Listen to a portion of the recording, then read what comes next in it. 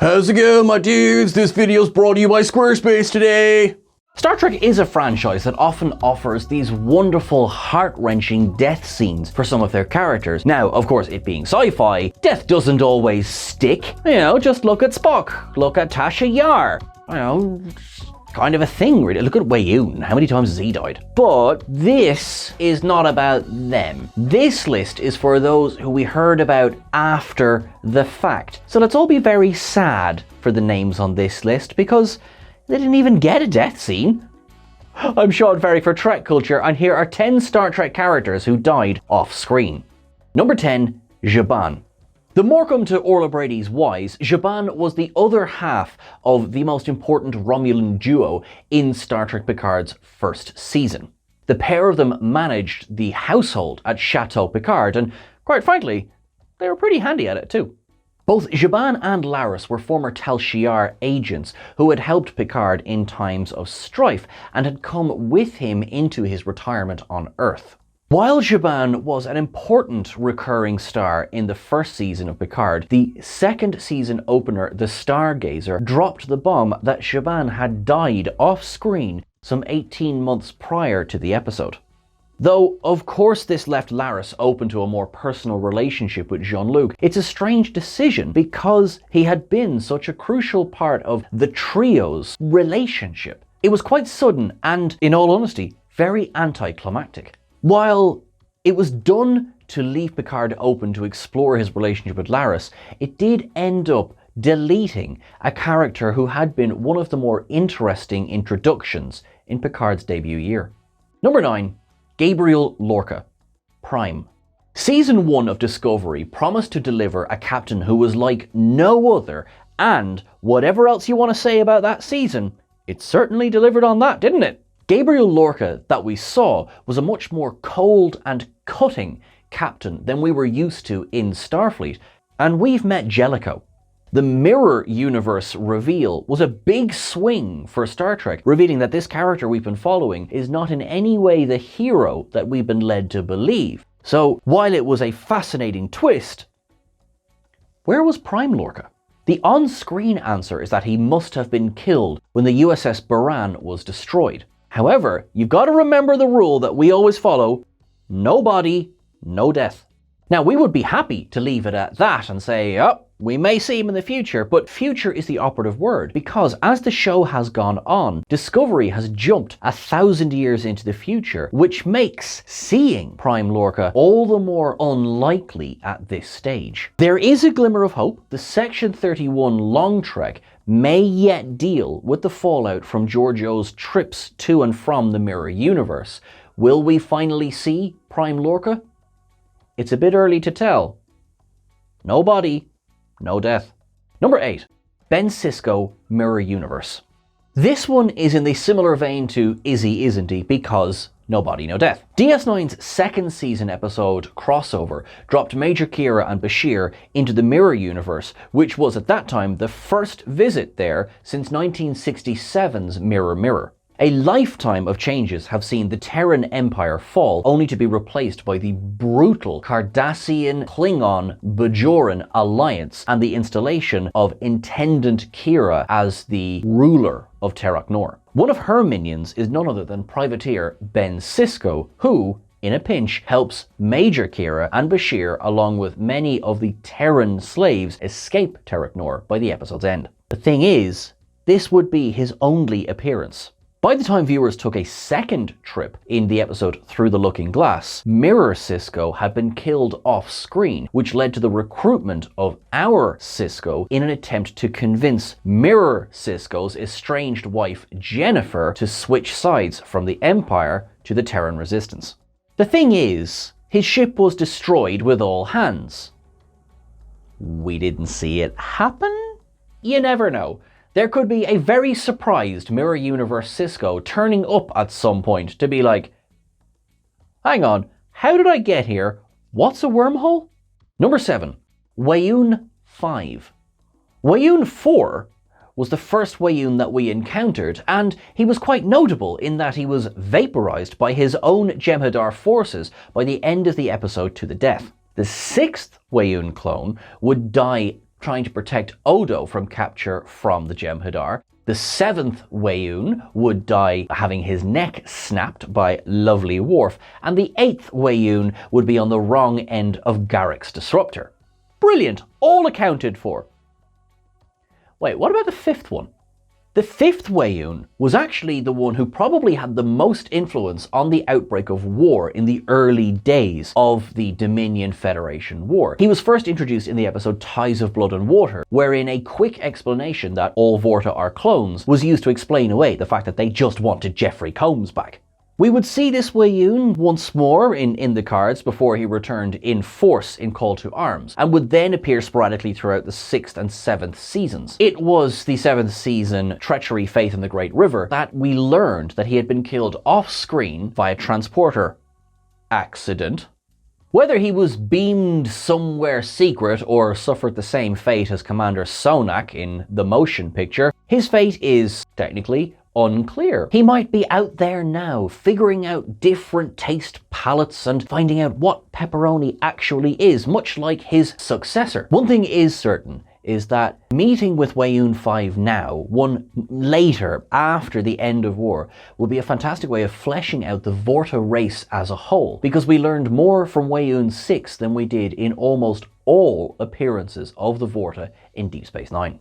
Number 6. Marla McGivers. The loss of your wife, much of your crew, and being stranded on a dead planet for 15 years can't be good for the soul. The story of Khan Noonien Singh is one of the most retold stories in all of Star Trek, because A, it's that good of a story, and B, it's that good of a story. Something that's sometimes left out is the fact that he took one of Kirk's crew with him into exile on Ceti Alpha 5. That was Lieutenant Marla McGivers, the ship's historian. They left very much seemingly in love at the end of the episode Space Seed, but by the time of Khan's reappearance in The Wrath of Khan, McGivers had sadly died off screen. She was among the group who were killed by the native creatures, the Ceti eels. Now, while we never saw that depicted on screen, thankfully, her fate and their fate were discussed in a series of graphic novels after the release of the film. By 1982, actress Madeleine Roux was suffering from multiple sclerosis and was confined to a wheelchair. She would not receive any on-screen acknowledgement other than Khan's whisper of his beloved wife. That said, this was enough for fans of the original series who knew, via the episode Space Seed, that it was Marla McGivers herself who had died in exile with Khan. Number 5. Hoshi Sato. Here's the curveball entry for this list. The Communications and Linguistics Officer aboard the NX-01, Hoshi Sato was one of the main characters for Star Trek Enterprise's 4-season run. During the Season 4 two-parter In a Mirror Darkly, the discovery of the Prime Universe USS Defiant, which had come from a time almost 100 years after the events that were now taking place in the Terran universe, then came with the memory banks from the Prime Universe. A graphic on board this captured ship revealed that Hoshi Sato, along with her family, died on the Tarsus 4 colony, victims of Kodos the Executioner. Viewers had accepted that by the time of the original series, many of the crew of NX-01 may still be alive. Yes, 100 years had gone by, but with the advancements of medical technology, it seems that human lifespans were getting longer and longer. Look at Admiral McCoy in Encounter at Farpoint. Kodos the Executioner acted to save some of the people of his colony by summarily executing half of the inhabitants, who would then not be such a drain on the rapidly dwindling resources of the world.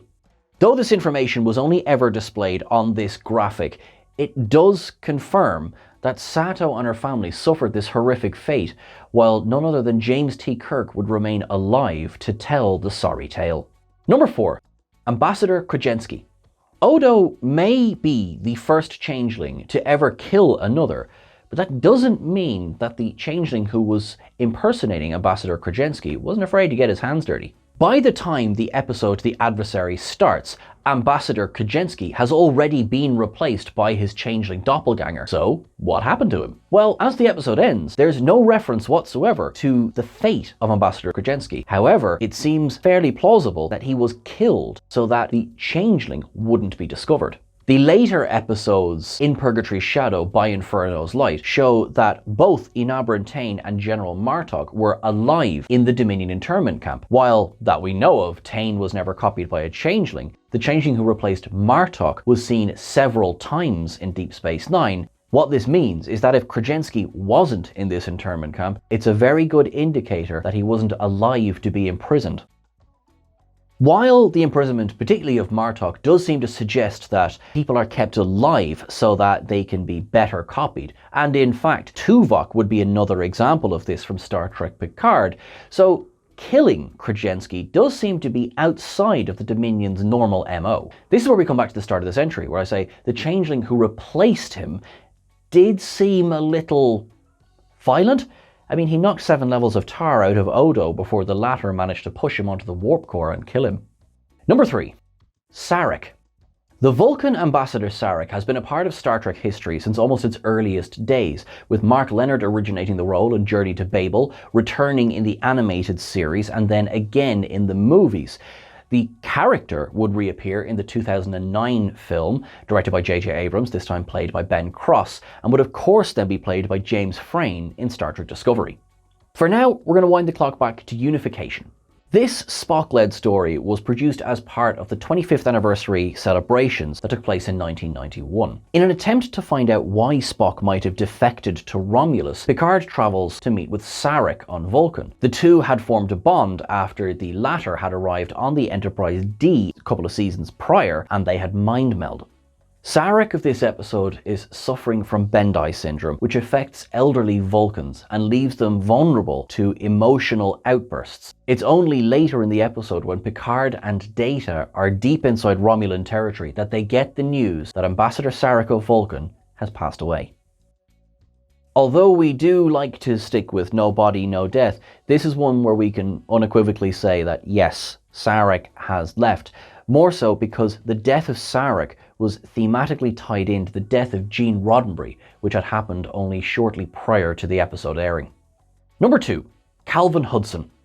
Ben Sisko's old Starfleet buddy and the liaison officer to the Cardassian border, Hudson's loyalties were pushed beyond their limit when he witnessed what was going on in the so-called demilitarized zone. Switching his loyalties to the Maquis, the former commander handed in his uniform while then literally stunning his friend and leaving.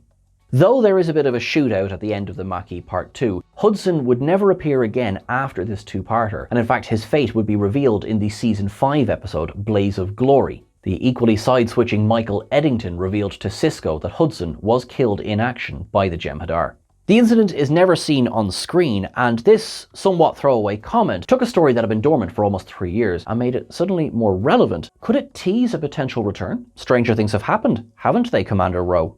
If the character were to return, they would have to recast, as the actor Bernie Casey passed away in 2017. The character was originally slated to die at the end of the two-parter The Maquis, with the story originally being much more Hudson-focused than what we ended up getting. This was changed for several reasons, and not least because we as the viewers had just seen the arrival, deification, and death of Bajoran hero Lee Nallis. Number 1. Spock. Spock is possibly the only person on this list who died on screen, came back, and then died off screen. Spock's iconic demise in 1982's The Wrath of Khan was mirrored by Kirk's demise in Star Trek Into Darkness, but it's actually Star Trek Beyond that we're going to look at here. Arriving at Starbase Yorktown, Zachary Quinto is approached by 2 robed Vulcans who deliver the news to him. Ambassador Spock has died. While this was a beautiful little addition to the film to honour the fact that Leonard Nimoy had in fact recently passed away, we can of course say that Spock has been dead before, to quote the man himself from The Undiscovered Country. There's no depiction of the event, and Vulcans don't lie, although it's not documented on screen, so it leaves it quite open-ended. And to be fair, Spock is patient zero when it comes to coming back from the dead. They literally made a film about it. It's called Star Trek III: The Search for Spock. Spock Prime's on-screen passing couldn't be shown for obvious real-life reasons, which in a way is a shame, and I don't mean to be ghoulish here, because Star Trek has handled death scenes very well time and time again. His appearances in both the 2009 film and Into Darkness provide a fitting epitaph for the most famous character in all of Star Trek, in any timeline. Hi, I'm Duncan Relic, no relation, and I'm GTN's new progenitor expert. And I collect relics from before the burn. And I'm here to tell you about Squarespace. Using their next generation fluid engine, I created a website that isn't crud. They even have templates, and using them is as smooth as a progenitor's head. Creating an online store was a doddle. You can even create your own merch with Squarespace. They'll handle production, inventory, and super fast pathway shipping. So here's your red directive. Go to https://www.squarespace.com/TrekCulture for a free trial and 10% off your first website or domain purchase. I've been Duncan Relic, no relation.